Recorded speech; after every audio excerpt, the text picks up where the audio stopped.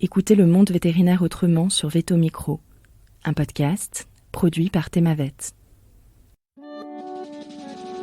Bonjour, je suis Marine Slove, vétérinaire touche-à-tout, journaliste et fondatrice de Thémavet.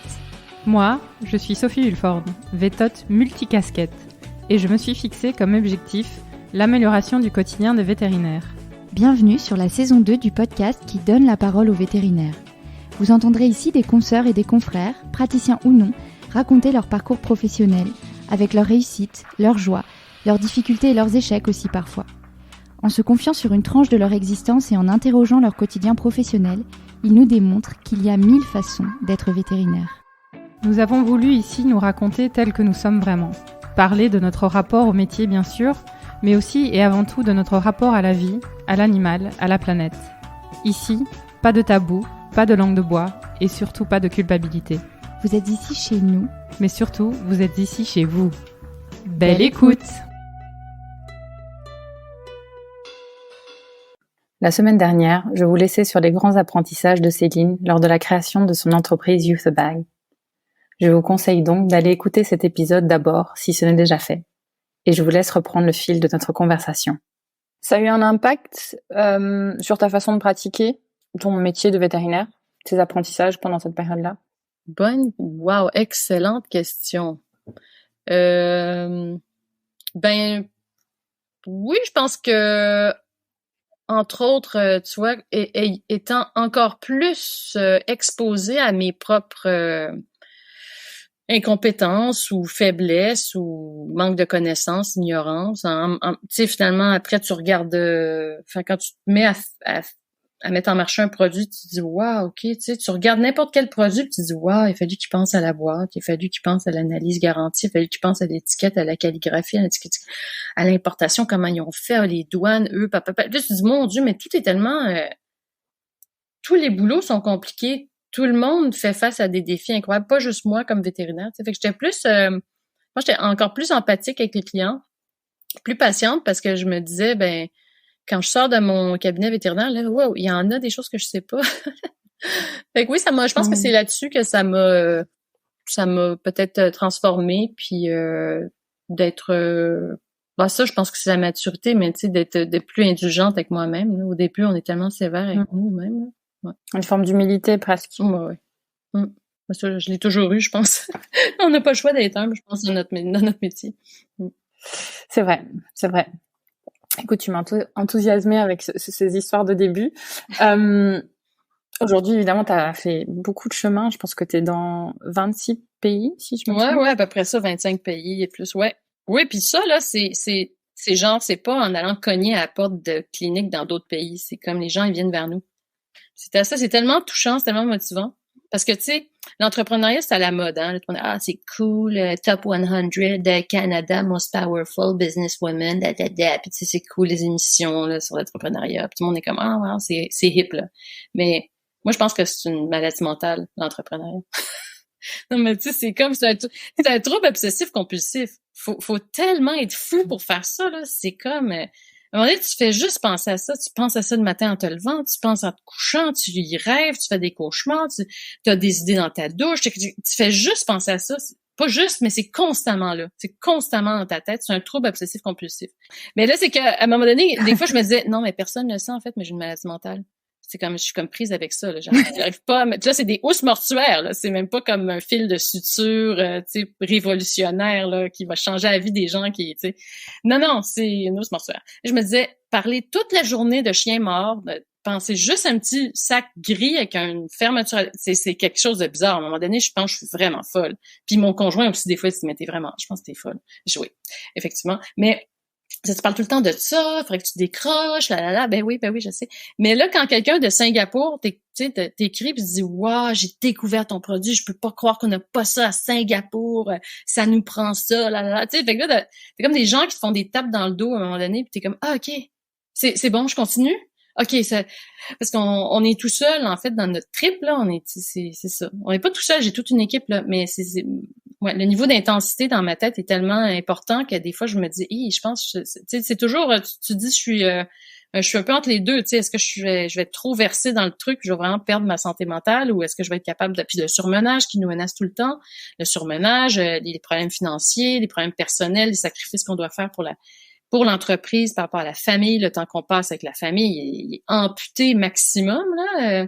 Donc ça, je te devance, c'est vraiment une question. Quel était le plus grand défi entrepreneurial? C'est la conciliation travail-famille, là, tu sais, c'est affreux, là, la torture mentale, là. Déjà que n'importe quel parent se dit tout le temps, je passe pas assez de temps, je peux pas assez ci, je fais pas assez ça, tu te demandes tout le temps, tu doutes. Mais là, en plus, quand tu as une entreprise, t'es comme, c'est un gros challenge supplémentaire. Mais, c'est ça, donc 25 pays, c'est juste réconfortant de voir aussi que puis c'est plus que réconfortant. Ça fait partie des highs, tu sais, tu te dis, wow, mon idée, là, il n'y a pas un pays qui, tu sais, en Israël, en Inde, en Chine, j'ai reçu une demande la semaine dernière de Chine.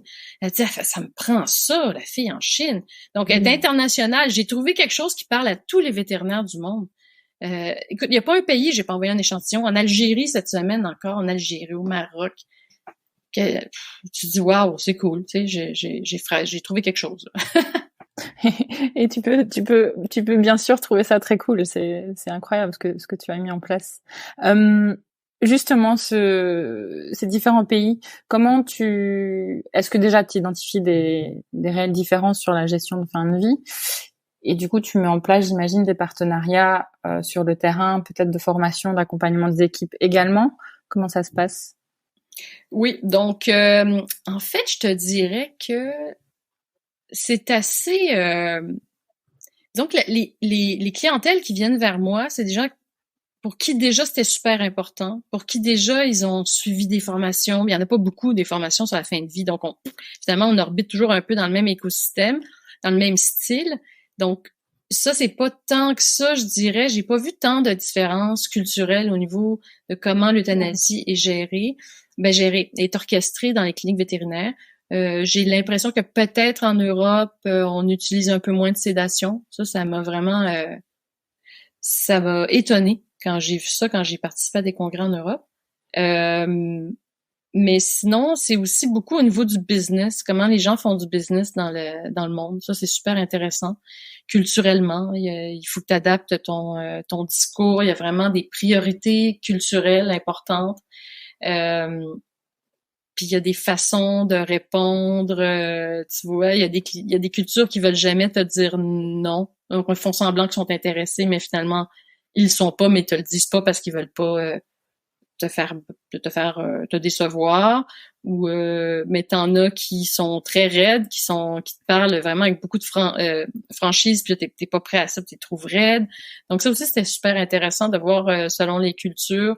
Il y en a, ça finit plus de parler, ça prend 250 emails avant de faire une vente d'une boîte.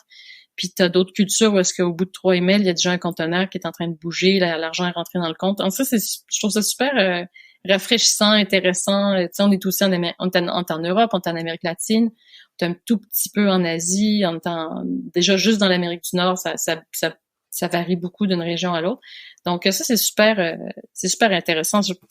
On n'arrête jamais, comme en médecine vétérinaire, on n'arrête jamais d'apprendre avec ça. Je reboucle vers cette idée que tu aimais sur le côté foisonnement mental perpétuel. Ça ressemble à quoi, du coup, une journée type pour Céline Leheurteux?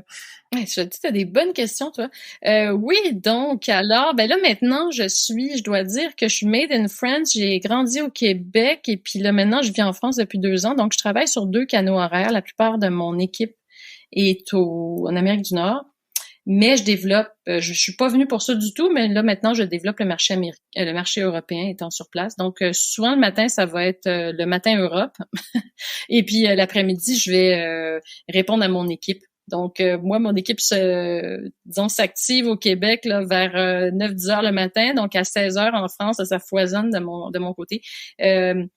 En ce moment, je suis la PDG de l'entreprise. Nous sommes 9 à y travailler. Donc, moi, je compare mon boulot un peu à un berger. Je fais le berger de l'équipe. Moi, chacun des membres de l'équipe est vraiment très, très autonome. C'est, disons, le critère numéro 1 d'embauche chez nous, c'est d'être autonome parce qu'on travaille tous à distance. On travaille en télétravail.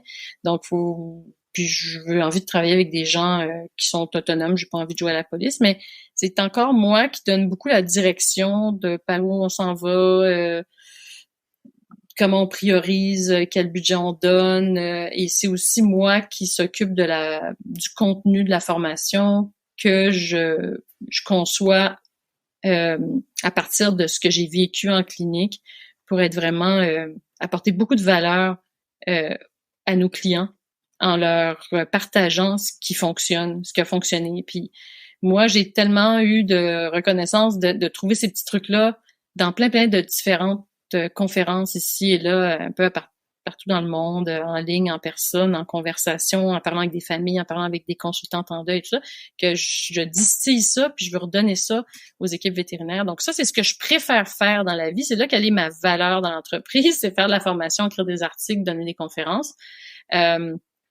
Mais encore au quotidien, je suis très impliquée dans l'entreprise, dans la gestion de l'entreprise. Heureusement, maintenant, j'ai une fée de la logistique et de la production qui a pris ma place. Mais tu sais, moi, je dis pour cette entreprise-là, je l'ai tricoté comme un tricot, une maille à la fois. C'est moi qui ai commencé du coup. La première maille, c'est moi qui l'ai mis, puis toutes les autres, là, puis là, j'ai fait un pull. Je savais pas tricoter, je savais pas faire des pulls. Maintenant, j'ai commencé avec une maille, puis j'ai réussi à faire un pull en rétrécissant les manches, en faisant un col, en apprenant comment qu'on fait le bord d'un pull en tricot et tout ça. Mais donc, il reste que maintenant, j'ai réussi à former des gens qui prennent ma relève là, peu à peu. Là, ça va faire 8 ans qu'on est en opération.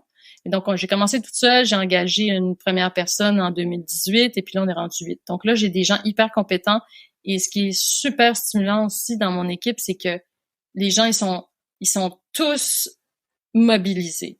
Tu sais, c'est pas une job pour une job, ils sont tous mobilisés pour notre mission qui est d'améliorer l'expérience de l'euthanasie pour tout le monde, pour tous ceux qui sont impliqués, la famille, l'animal et les équipes vétérinaires. Donc, voilà, moi, je fais un peu du conseil. Mes collaborateurs sont tous hyper compétents dans leur domaine, mais moi, je fais le berger, je fais la maman un peu. Genre, ben oui, non, ça, je l'ai déjà fait, gars, je te compte. Mais on devrait-tu faire ça? Ben non, fais ça, parce que quand on a fait ça, fait que c'est ça, mais une journée, je fais beaucoup, en fait, c'est des mails et puis du Teams, là, à coordonner des équipes, coordonner des coordinations de projets encore. Le brainstorm, beaucoup, souvent c'est moi qui va sortir des idées et puis après ça, mes collègues vont trouver comment faire concrétiser cette idée-là. Mais je suis quand même encore très impliquée parce que j'ai des critères. Puis là, c'est toujours la blague avec ma plus proche collaboratrice. Tu sais, je suis un petit peu, je suis pas aussi pire que Steve Jobs, mais je suis un peu perfectionniste. Puis c'est mon image encore. Tu sais, ta bague est très collée à mon image personnelle.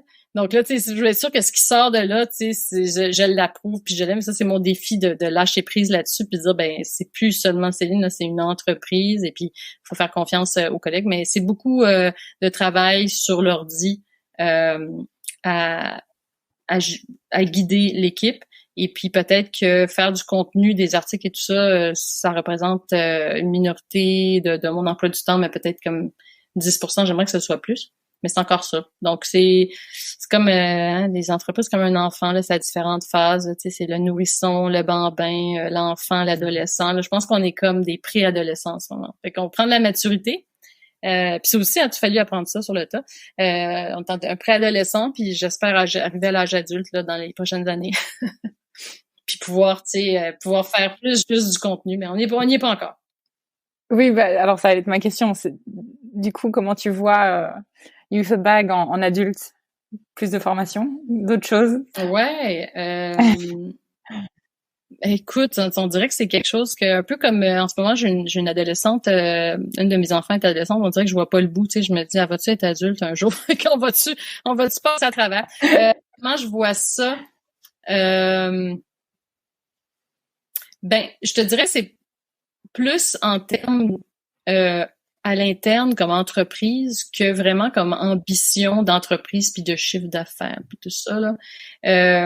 Je vois plus d'être capable d'être en mesure d'avoir une équipe qui est encore plus mature où est-ce que moi je peux juste être là pour ajouter ma saveur du jour puis développer plus de contenu encore et non être vraiment impliquée dans les opérations marketing, à décider des budgets, à décider des canaux, à décider du contenu, à décider de la couleur, à décider machin. Je suis encore là-dedans, là. Mais pas je décide, mais je fais partie de la décision. Mais sinon, là, ouais, ben c'est-à-dire que là, je te dirais, moi, je fonctionne plutôt par étapes, par petits pas. Puis là, ce qu'on a envie de faire en ce moment, justement pour pallier, pour 2 objectifs en fait. Pour pallier au fait que les familles qui veulent choisir un établissement pour dire au revoir à leur animal, ils ont pas de façon de choisir. Donc ça, et puis ensuite, les cliniques vétérinaires qui se démènent à donner la meilleure expérience possible, ils n'ont pas de reconnaissance. Donc ça, c'est comme le problème que j'aimerais contribuer à régler en ce moment. C'est plus comme ça que je le vois que de dire, Euthabag, ce sera 10 millions d'euros de ventes, ce sera 20% de profit, ça marche. Sur les ventes, c'est pas vraiment ça que je vois. C'est plus ça, continuer à faire de cette entreprise-là quelque chose qui sert à quelque chose et pas juste une entreprise qui fait des petits sacs avec une fermeture éclair puis qui peut être copiée super facilement. Moi, je veux être une entreprise dans laquelle les vétérinaires se reconnaissent puis qui savent qu'elle est là pour eux puis qu'elle fait des solutions pour eux. Fait que, il y a des cliniques qui me disent, ouais, mais c'est les animaux exotiques, je sais jamais trop comment faire pour les euthanasier. Eh ben, OK, on va se faire un module. C'est vrai, il y a plein de vétérinaires comme toi, ils ont de la difficulté avec ça, en faire un module. C'est de continuer à avoir des activités commerciales qui fonctionnent, continuer à avoir de la croissance, continuer à diversifier le marché parce qu'avec la consolidation du marché vétérinaire, on devient de plus en plus vulnérable, tout le monde. Donc, on doit diversifier les marchés, on doit diversifier ce qu'on fait. Mais c'est plus comme ça, moi je le vois. C'est plus ça qui est stimulant pour moi, c'est de dire comment on peut exceller, comment les gens peuvent dire « Wow, le tabac, c'est génial, ça fait plein de trucs nouveaux tout le temps, il arrête jamais d'innover. » Puis nous, on n'a pas le choix parce qu'on est tellement... c'est facile à copier. Donc, c'est ça. Mais fait que pour... excuse-moi, je reviens 200 mètres en arrière. Ce qu'on veut faire, c'est un label. Pas un label d'excellence. On est en train encore de peaufiner l'offre, là, mais un caractère distinctif pour dire, c'est un peu comme le Fear Free aux États-Unis. Donc, quand on peut identifier une clinique qui utilise des techniques pour réduire le stress des animaux, nous, on travaille sur un label qu'on va lancer au Québec cette année, où est-ce que c'est de partir avec dignité. Donc, cette clinique-là, elle a pris des mesures pour améliorer l'expérience autant que possible et elle utilise un produit qui va protéger la dignité de tous les patients, pas juste quand ils sont ramenés à la maison pour que les gens le voient, mais tout le temps. En fait, tous les patients qui décèdent ici, leur dépouille sera traitée avec dignité. Moi, je trouve ça une valeur. C'est pour le public puis pour les cliniques vétérinaires. Puis c'est ça qu'on développe en ce moment. Et puis c'est ça l'avenir que je vois. Puis avoir une entreprise où mes collaborateurs sont contents, sont heureux, puis être un leader inspirant. C'est plus comme ça que je le vois. Bien sûr, de euthanasia friendly clinic, ce genre de choses qui aidera aussi à véhiculer le message de l'importance de toutes ces choses qui sont mises en place. Donc aujourd'hui avec Euthabag, c'est vraiment autour de l'accompagnement de fin de vie. Est-ce que tu imagines aussi, tu parles de diversification, d'autres projets oui. autour de l'amélioration du bien-être vétérinaire? Complètement. Puis là, toute ma promo, on a été secoué par le départ, le suicide d'une de nos collègues. Et évidemment, c'était celle qu'on n'aurait jamais anticipée, qui s'est enlevée la vie, celle qui avait l'air d'avoir le plus d'équilibre travail, famille, tout marchait. On est complètement en état de choc. Et ça réveille en moi ou ça confirme et puis ça, tu vois, ça me donne un coup de fouet comme ma cliente qui avait perdu son animal puis je devais le ramener à la maison, il fallait que je trouve une solution. Mais là, c'est un peu la même chose. C'est que déjà, le bien-être, ça fait déjà plusieurs mois qu'on fait une tournée au Québec où on donne des conférences sur le bien-être vétérinaire parce qu'encore une fois, on n'a pas de formation là-dessus. C'est la plus grande menace à notre succès comme vétérinaire. C'est ça qui fait que des gens arrêtent la pratique. C'est le stress, c'est la gestion des attentes, c'est mettre des limites. C'est des trucs hyper simples. Mais il y a rien qui est obligatoire dans le cursus pour nous aider à se sentir bien. Puis c'est tellement important, c'est tellement vital pour être un bon vétérinaire d'être d'être bien dans sa peau, d'être bien dans sa carrière et tout ça. Donc oui, là, moi, c'est mon nouveau truc, là, c'est le bien-être parce que tout comme l'euthanasie, il y a rien de plus simple que ça. C'est hyper simple à enseigner, puis personne n'en parle. Donc, on se disait ça dans notre groupe, dans notre promo, on se disait, ça prendrait des cours obligatoires, même en formation continue, parce que c'est du gaspillage d'énergie, gaspillage de talent. Encore une fois, tout comme l'euthanasie, j'ai tellement ramé pour trouver comment faire pour atteindre une espèce d'équilibre. J'ai tellement voulu abandonner la médecine vétérinaire à tellement de reprises, alors que c'est la plus grande passion de ma vie, que je suis pas mauvaise, j'ai tout à fait ma place, j'ai beaucoup de choses à offrir aux clients, aux familles, puis tellement de fois, je me suis dit, moi, c'est ma dernière. J'arrête, ça vaut pas la peine, c'est trop. Pas besoin de ça. Pas besoin de souffrir autant. C'est trop difficile, ce travail-là. J'allais travailler dans un resto. C'est super, quoi. J'ai trop hâte. Tu sais, je vais faire plein d'autres choses. Pourquoi est-ce que ton travail devrait être aussi douloureux, tu sais, puis aussi risqué, puis aussi te prendre des claques, là, à plau, une après l'autre. Oui, il y a des moments extraordinaires, mais les claques sont tellement difficiles à encaisser souvent par manque de préparation que moi, c'est mon nouveau dada, là. Donc là, c'est précipité par un événement tragique. Pour lequel on va essayer de trouver un sens, justement, puis de dire, on va mieux équiper, puis ça, je pense pas que ça va nécessairement... Moi, ce dont je voudrais m'occuper là, c'est de promouvoir de la formation sur juste les petites recettes très simples pour se sentir mieux, puis garder la flamme vivante, la flamme vétérinaire. Mais après ça, il y a tout le militantisme là qu'il y a à faire, à mon avis, au niveau du contrôle des narcotiques, du contrôle du pentobarbital. Ça, faut que ce soit politique, mais je pense pas que je vais avoir j'ai le courage et le talent de le faire, là, mais tu sais, c'est que ça n'a pas de sens qu'un vétérinaire puisse ouvrir un cabinet puis prendre quelque chose avec lequel il peut s'enlever la vie ou il peut enlever la vie de quelqu'un d'autre. Puis c'est tout, là. Il est tout seul puis il peut le prendre. Ah, tu comprends, oui, on est obligé, tu sais, on va pas se mettre à avoir 2 signatures à chaque fois comme on va faire pendant les urgences. Là, à cause de ça, parce que potentiellement, il faudrait qu'on achève les souffrances d'un animal pendant une garde, faut qu'on laisse ça comme ça. Alors que là, ce qu'on sait, c'est que la moitié des vétérinaires qui se suicident, c'est des coups de tête, puis ils le font parce qu'ils ont accès aux substances. Être vétérinaire, c'est pas nécessairement le métier le plus difficile du monde, là. C'est pas pour ça qu'on a le plus haut taux de suicide, c'est juste parce qu'on a les moyens de le faire, puis on sait comment faire, puis qu'on est perfectionniste, puis analytique, puis sensible. Mais si on n'est pas capable, puis il faut qu'on appelle une ASV pour venir ouvrir le cabinet pour sortir le pinto, je pense qu'il y a beaucoup de gens qui vont abandonner, puis le lendemain matin, ça va mieux, puis t'en parles, puis tu croises quelqu'un, mais je sais pas si tu vois ce que je veux dire, là, c'est un gros enjeu. Ouais, si. C'est hyper intéressant ce que tu dis là, parce que c'est vrai que c'est quelque chose qu'on n'aborde pas forcément. Alors, c'est un petit peu ce que tu disais sur le sujet de la conservation. Il y a aujourd'hui, on voit beaucoup de choses circuler. On en entend parler beaucoup, mais en termes d'action, en fait, il n'y a pas encore beaucoup de choses qui sont mises en place, effectivement. Ouais, tout à fait d'accord avec toi. On en parle, mais ouais, concrètement, ça prend, je pense, que ça prend vraiment un comité de travail. Et puis encore là, ça va être d'un pays à l'autre ou d'un État à l'autre. Ça va être très, très long à voir des résultats, je pense. Puis, il faudrait peut-être regarder quel pays, quel territoire a mis quelque chose en place qui a fonctionné puis où est-ce qu'ils ont réussi à avoir des résultats tangibles.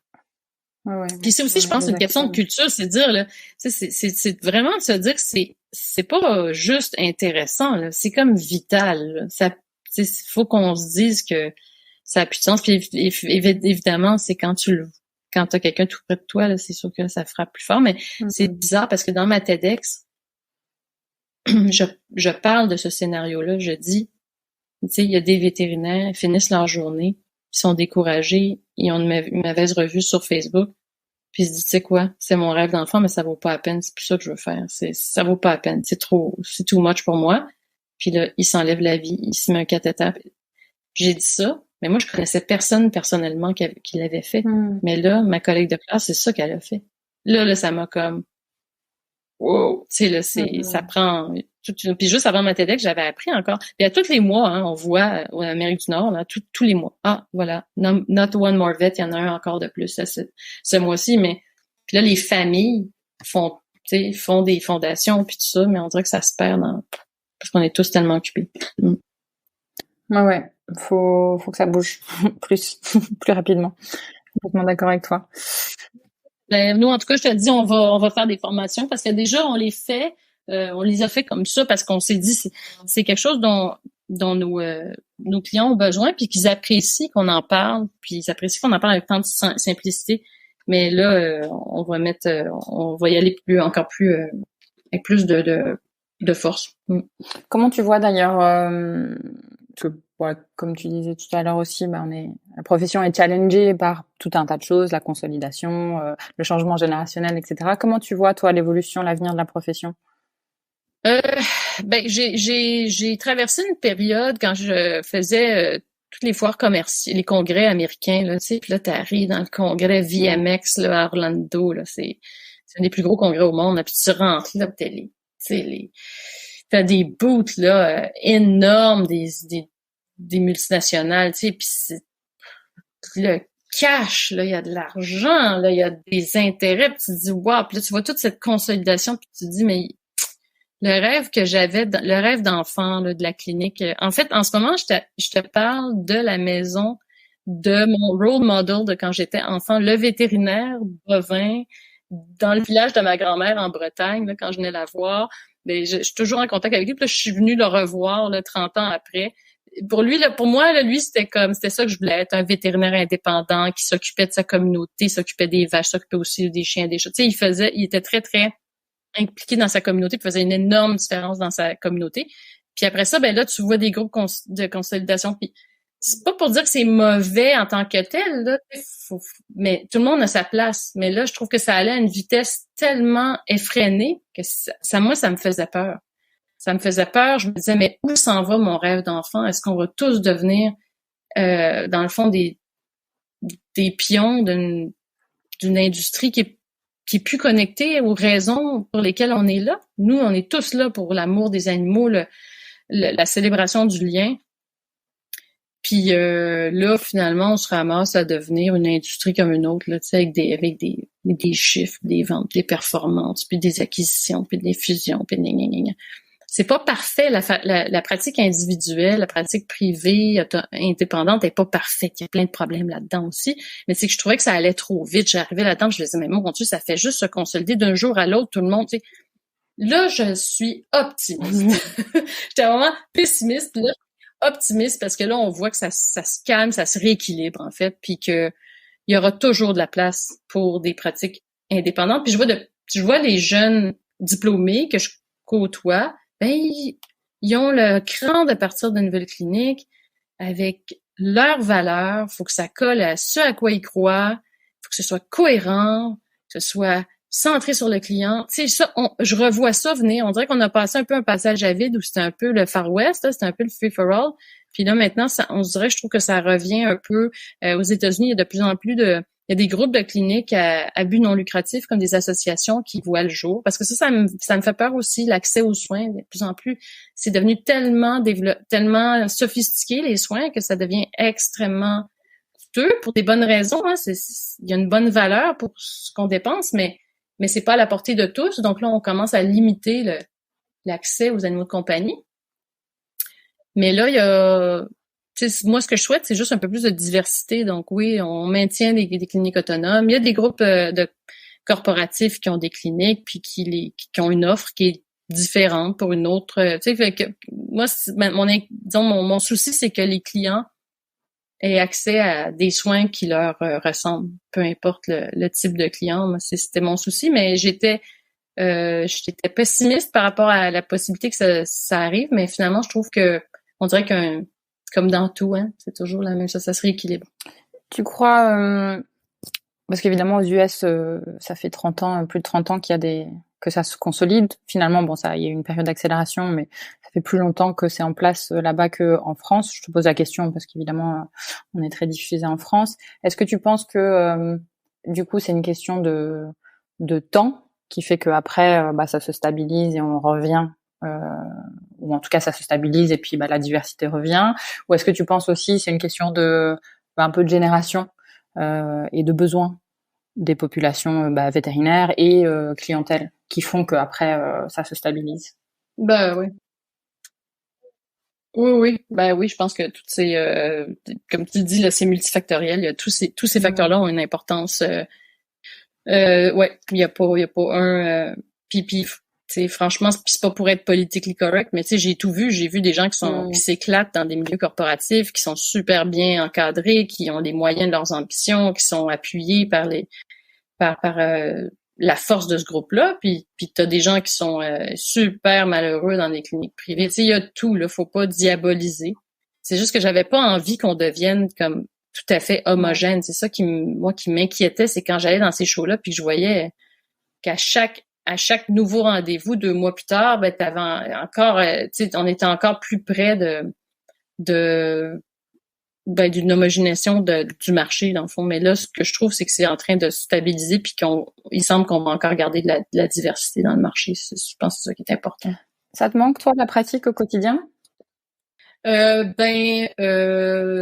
moi, j'ai toujours gardé le pied dans la pratique. Là, je ne le fais pas parce que je suis en France et puis, comme tu le sais, il n'y a pas d'équivalence. Ça m'arrange un peu parce que j'ai tellement de travail avec eux. Quand j'allais à la clinique, j'étais comme, qu'est-ce que je fais à aller en clinique? Tu sais, j'ai tellement de travail. Mais en fait, je me disais, je vais me reposer à la clinique. Je vais être juste, entre guillemets, vétérinaire. Je n'ai pas besoin de me demander où est-ce que je vais emmener mon équipe, comment je vais prendre les décisions, puis tout ça. Mais moi, oui, ça me manque dans le sens que, effectivement, c'est la passion toujours là. J'ai toujours la passion de rencontrer les gens, puis de leur donner ce que je pense qui est le meilleur conseil qu'ils pourraient avoir, avec toute l'expérience que j'ai, tout ce que j'ai vu, puis dire, moi, là, de ce que je comprends de vous, de ce que je vois aujourd'hui, de tout ce que j'ai vu là en 20 ans, 25 ans bientôt, je pense que c'est ça qu'il faut que vous fassiez. Vous avez le choix, tu sais. Mais je trouve que toute l'expérience que j'ai est tellement précieuse. Précieuse. Elle est tellement grande, l'expérience que j'ai l'impression que je donne des bons conseils. Puis oui, ça me fait vraiment plaisir de le faire pour les clients. Puis c'est d'ailleurs un futur projet professionnel. Je sais pas si je vais réussir, mais le partage avec les clients, tu sais, la sociologie vétérinaire. Moi, à chaque fois que j'ai un client, j'ai une histoire. Il me raconte des histoires incroyables. Je trouve ça super riche.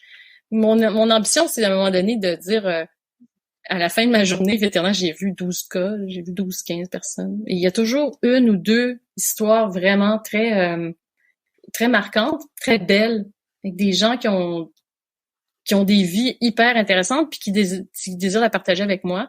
Des fois, je dis, tu sais, make veterinary medicine great again, comme Trump dit. Non, mais tu sais, je trouve que la médecine vétérinaire, en ce moment, on a perdu un peu de notre, comment je dirais, de notre lustre dans la société, tu sais. Les gens disent, ils sont juste là pour l'argent, tout ça. Alors qu'on a un rôle tellement important. Tu sais, comme ils disent, le médecin soigne l'homme, puis le vétérinaire soigne l'humanité. Le vétérinaire est tellement important, puis quand je vois là, mon inspiration chez qui je suis en ce moment, il a été tellement important pour sa communauté. S'il n'avait pas été là, la vie n'aurait pas été la même.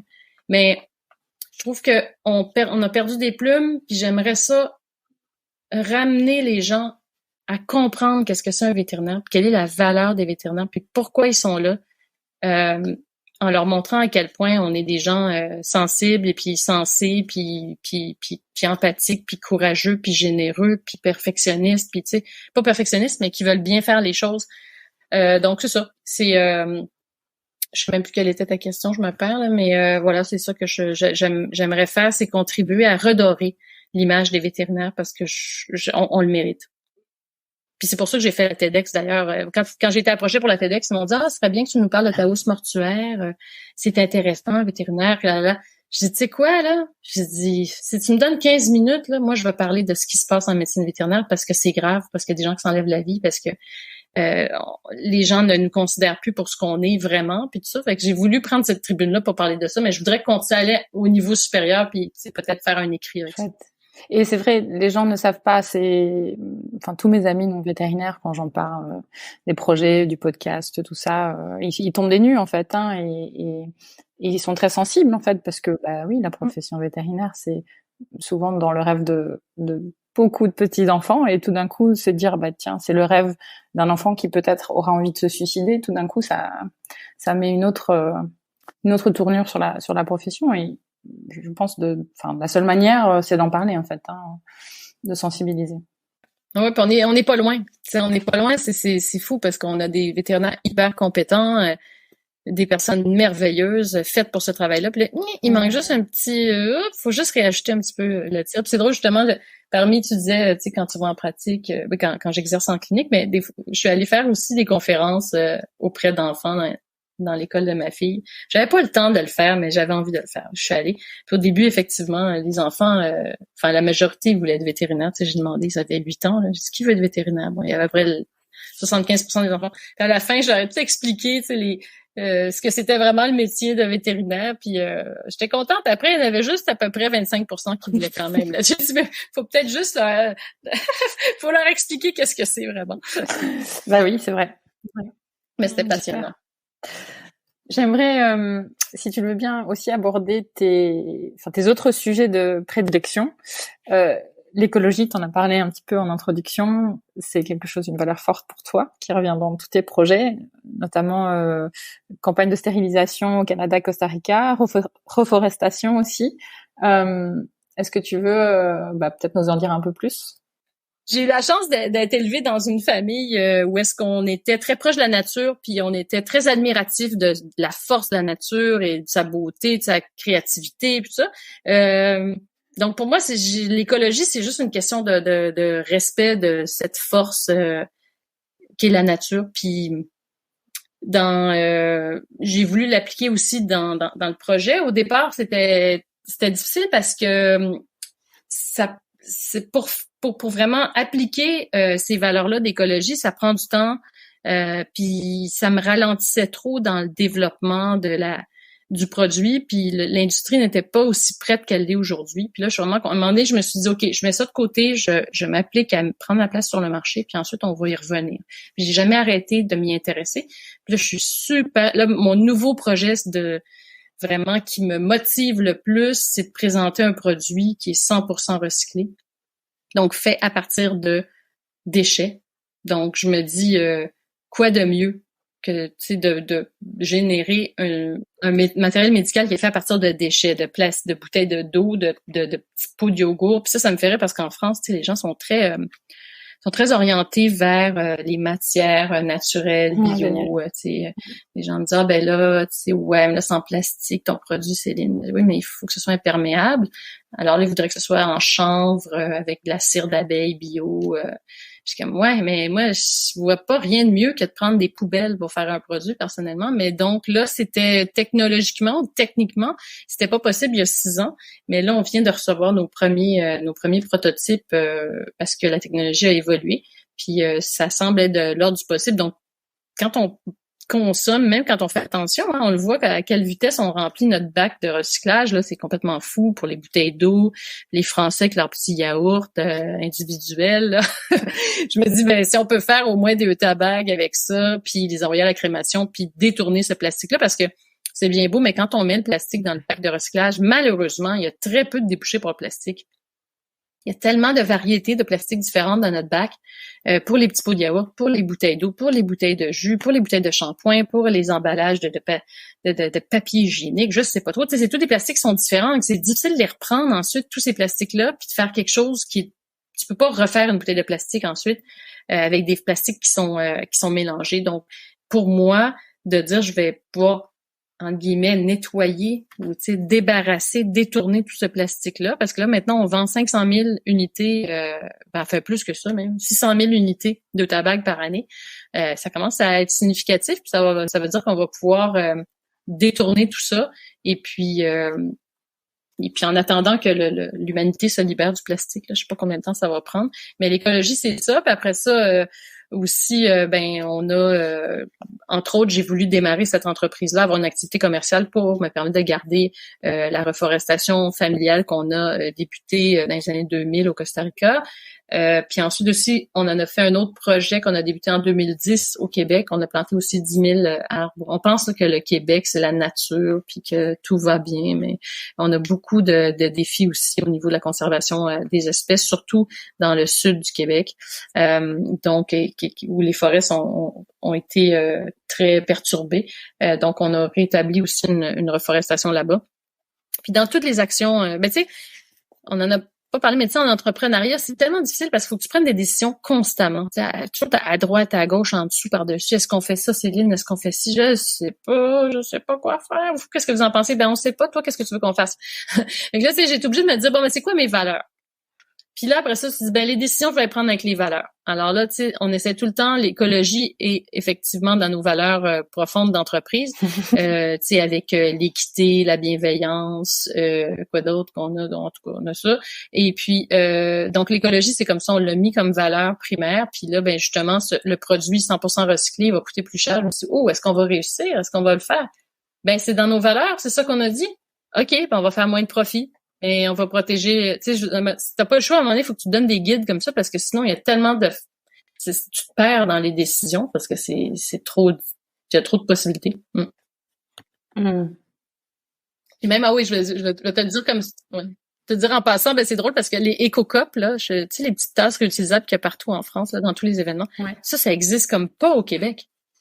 Puis là, ben, j'ai découvert ça ici en France. Je me suis dit, ben oui. Fait que là, on a commencé à distribuer des éco-cups dans les congrès vétérinaires. Puis les gens sont comme, ah, c'est pour la nourriture à chien, pour mesurer. Non, c'est pas pour la mesurer.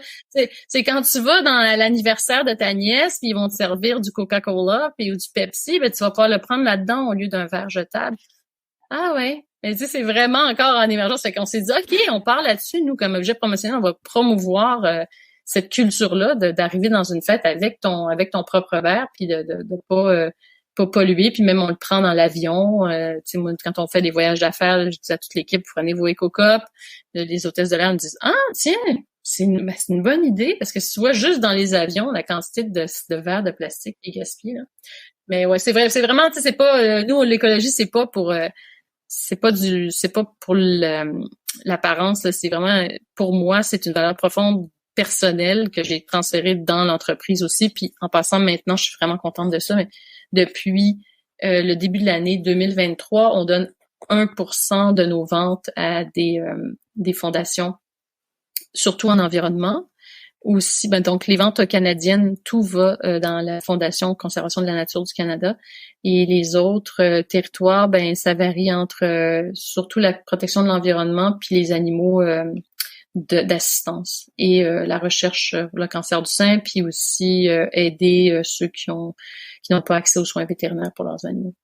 Mais ça c'est vraiment quelque chose qui nous motive, là, toute l'équipe, puis moi en tant qu'entrepreneur, de dire ben une portion de ce qu'on fait, ça aide d'autres gens. Puis ça m'a pris du temps. En fait, j'ai été inspirée par le fondateur de Patagonia, mais ça fait longtemps que je veux le faire. Mais 1% des ventes, quand j'ai vu ça, là, je suis comme wow, 1% des ventes, c'est vraiment massif, c'est beaucoup. Tu sais, pourcentage de ton profit, c'est une chose, mais le pourcentage des ventes, c'est que tu t'engages, mais tu sais pas vraiment comment ils vont en rester à la fin de l'année. Mais on est c'est super motivant pour toute l'équipe d'avoir pris cette décision-là. J'ai une dernière question. Ah non, c'est pas exactement la dernière, presque la dernière. Je fais la transition, c'est une sorte de transition, on va dire. On passe de la reforestation à tes composantes végétales méditatives. Il fallait que je te pose la question parce que ça m'interpelle. Et à mon avis, je serais pas la seule que ça interpelle. Donc dis-nous tout.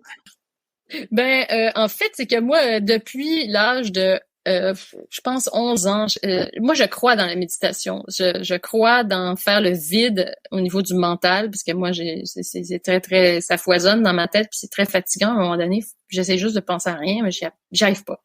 Donc j'ai lu la méditation pour les nuls, j'ai fait plein de webinaires, j'ai plein d'ateliers et tout ça. Puis ça marche pas pour moi. Donc là, finalement, j'ai trouvé quelque chose qui compense pour ça, puis c'est de faire en fait, je fais des bouquets de fleurs, je fais des choses. Donc, je fais de la méditation éveillée. En fait, je fais quelque chose, mais je ne pense à rien. Donc là, moi, ce que je fais, c'est que je vais dans la nature avec un sécateur.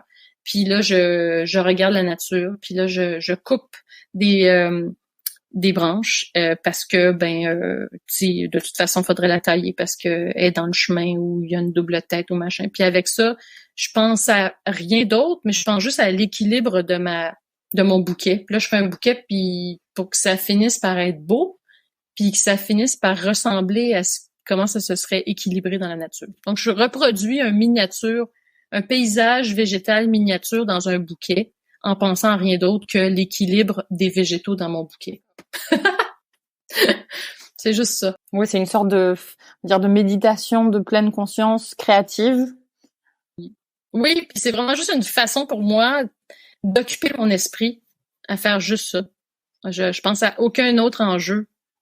Parce que sinon, c'est comme, OK, qu'est-ce qu'on mange ce soir? Ah, est-ce que une telle a remis le truc à tel client parce que c'était hier la date? Est-ce que mon chien, est-ce que je le nourris? Il y a toujours quelque chose qui passe dans ma tête parce qu'il y a beaucoup de responsabilités.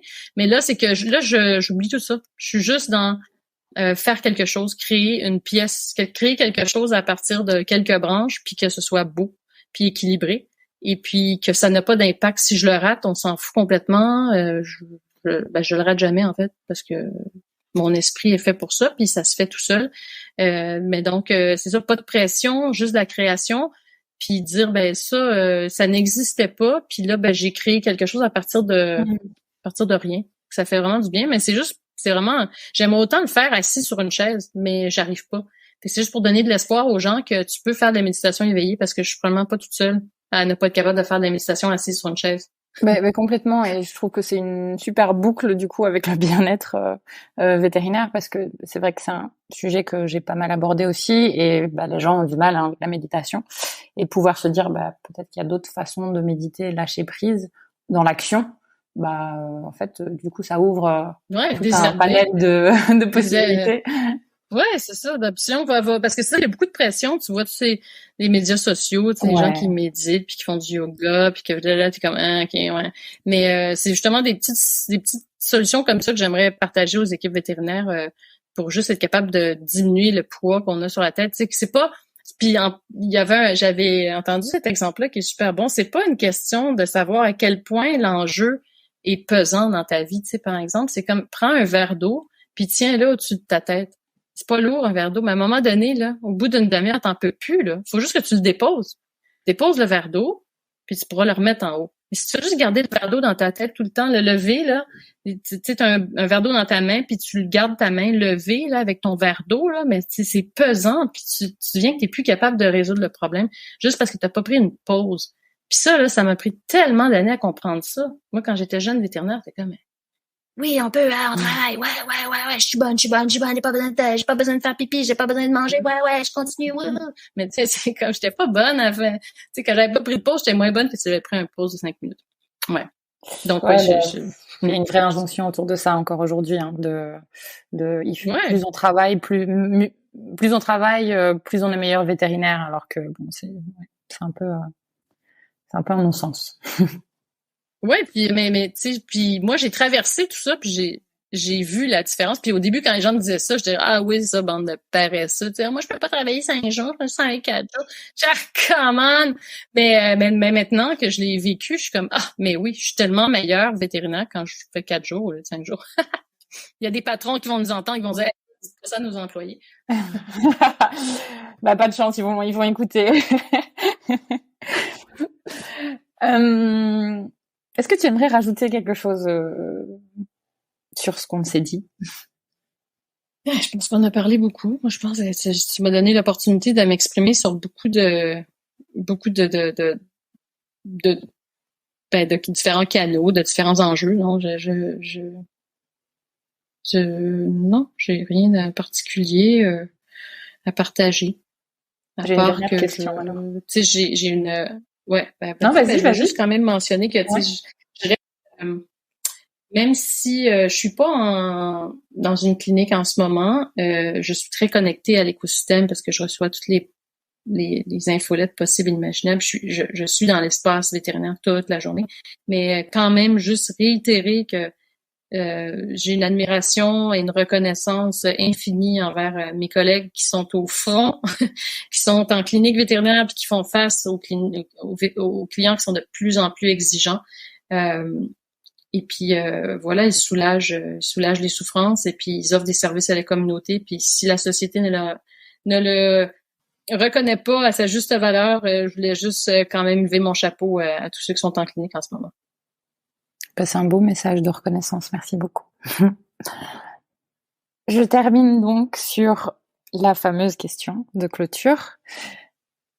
Quel conseil est-ce que tu donnerais à la plus jeune version de toi-même? Comme disent les Chinois, you're enough. Juste se convaincre qu'on est assez, qu'on est tout, que l'important c'est de faire ce que tu peux, de faire le maximum, et de cesser de comparer le moins bon de nous-mêmes au meilleur des autres. C'est quelque chose c'est un long chemin.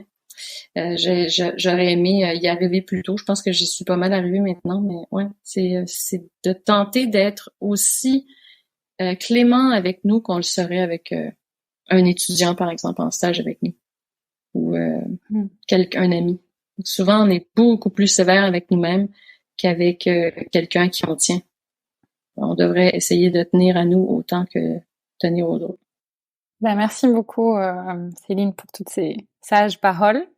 Pour te contacter, on mettra évidemment en ligne tous les liens vers tes réseaux, vers tes sites. Tu as gentiment accepté aussi de partager ton email pour ceux qui auraient des questions, qui voudraient te contacter. Donc ça également, on le mettra en lien. Donc, écoute, c'était vraiment un plaisir d'échanger avec toi. J'étais embarquée dans toutes tes aventures. Ouais. Donc, mille merci. Ouais, j'ai pas été vraiment nécessairement très bonne pour synthétiser, mais je pense que le format s'y prêtait. Voilà. Mais oui, c'était un plaisir, Sophie. Mille merci encore une fois à toi, Céline, et bien sûr, mille merci encore à tous nos auditeurs qui sont de plus en plus nombreux, je veux dire, épisode après épisode, et puis saison après saison, puisqu'on est dans la saison 2 à présent. Merci, à bientôt. Bravo, vous avez écouté cet épisode de Veto Micro jusqu'au bout. Si le cœur vous en dit, partagez-le à vos amis et à vos collègues, abonnez-vous au podcast et mettez-nous une note de 5 étoiles avec un gentil commentaire. C'est ce qui nous permet de remonter dans les classements et de donner de la voix à la profession. Si vous souhaitez participer à Veto Micro, nous suggérer des invités ou tout simplement nous écrire, faites-le sur l'adresse podcast@stemavet.fr. Prenez soin de vous et à la semaine prochaine pour écouter une nouvelle façon d'être vétérinaire.